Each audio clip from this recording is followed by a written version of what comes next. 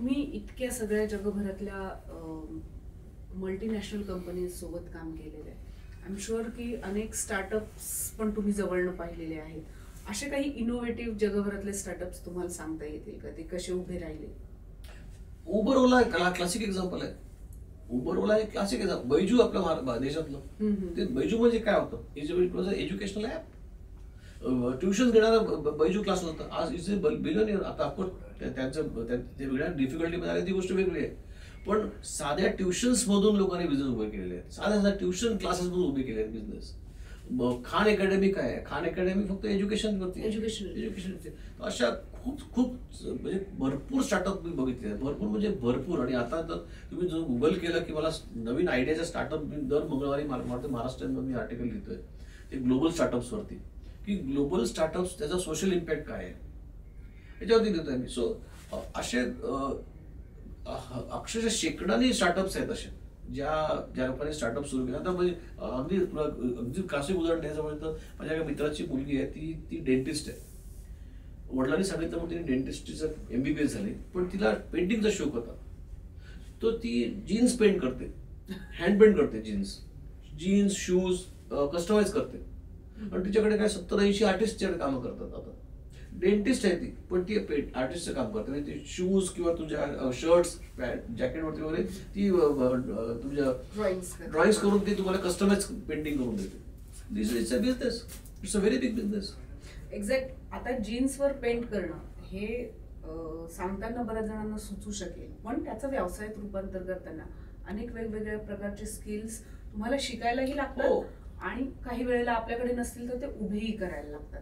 असे कुठले other apart from ideas, त्या आयडियाजला कन्वर्ट करण्यासाठी, स्टार्टअप मध्ये कन्वर्ट करण्यासाठी अपार्ट फ्रॉम दिस आयडिया व्यतिरिक्त आणखीन काय काय प्रकारचे स्किल्स लागतात? तो सगळ्यात पहिलं स्किल जे मला भारतामध्ये फार कमी मिळतं, कमी दिसतं, ते म्हणजे मार्केटिंग. अमेरिकेमध्ये जे स्टार्टअप्स म्हणा किंवा बिझनेस म्हणा, ते पहिले बिझनेसची आयडिया डोक्यात आल्याबरोबर पहिला विचार करतात की मी हे मार्केटिंग कसं करणार, मला याची प्राइस काय मिळू शकते, माझं मार्केट कोण आहे, माझा कस्टमर कोण आहे, ह्याचा विचार आपण भारतामध्ये फारसा करता दिसत नाही. आपण काय करतो, पहिले बिझनेस सुरू करूया, पुढचं पुढे बघितलं जाईल, पुढचं पुढे बघितलं जात नाही, मग तुम्हाला अपयश पद्धती पडतं.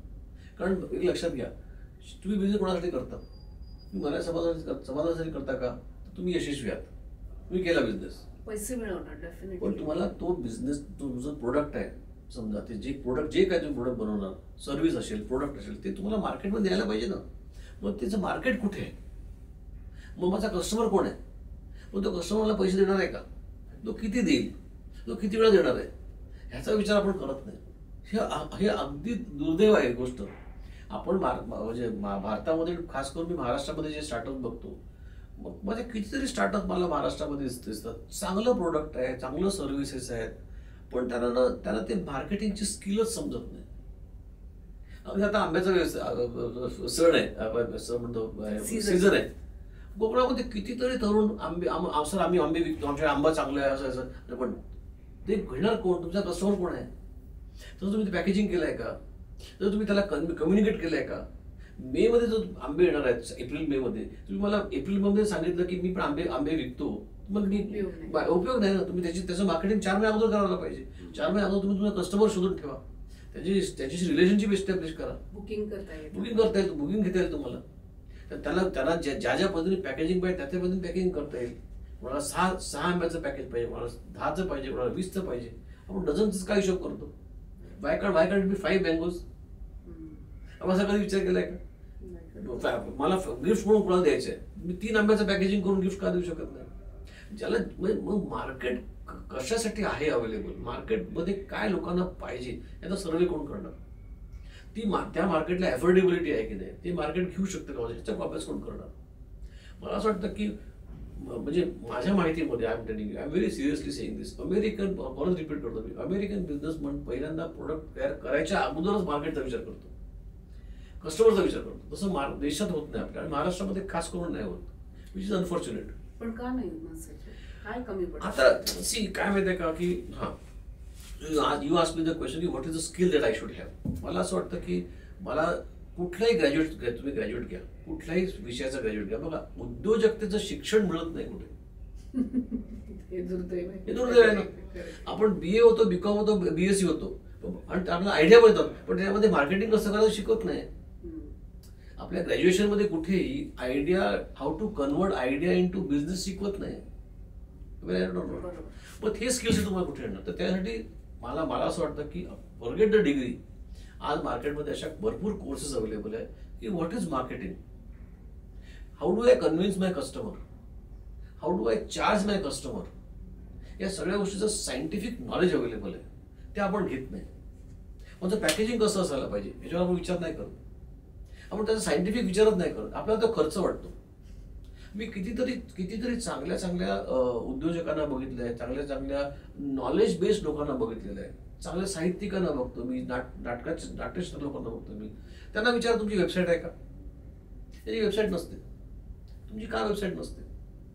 प्रत्येकाची वेबसाईट असायला पाहिजे. तुम्ही उद्योजक असा किंवा नसा, if you are something you have to have your website. तुमचं लिंक्डइन प्रोफाईल असायला पाहिजे, तुमचं फेसबुक पेज असायला, तुमच्या सोशल मीडियामध्ये तुमच्यामध्ये ती माहिती असायला पाहिजे. आपण ती माहितीच देत नाही. वेबसाईटला आपल्याला असं वाटतं की वेबसाईट एकदा केली का ती कायमची झाली. असंच असतं. ती वेबसाईट किती लोकांची डेड असते, चालत नाही, त्याच्याकडे कस्टमर नंबर नसतो, ऍड्रेस नसतो. कितीतरी आपल्या ऑफबीट टुरिझमच्या साईट्स बघतो, त्याचं लोकेशन नसतं, बुकिंग कशी करायची माहिती नसते. ते असतं पण कुठेतरी खाली लपलेलं असतं.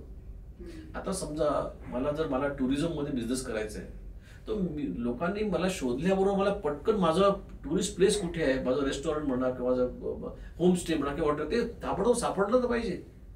गमत अशी आहे बघा, हे सगळं ज्ञान तुम्हाला एका दिवशी नाही मिळू शकत. पण मला जर बिझनेस करायचा आहे तर मी एकच शब्द सांगेन तुझ्या कार्यक्रमातून, first learn how to market your self.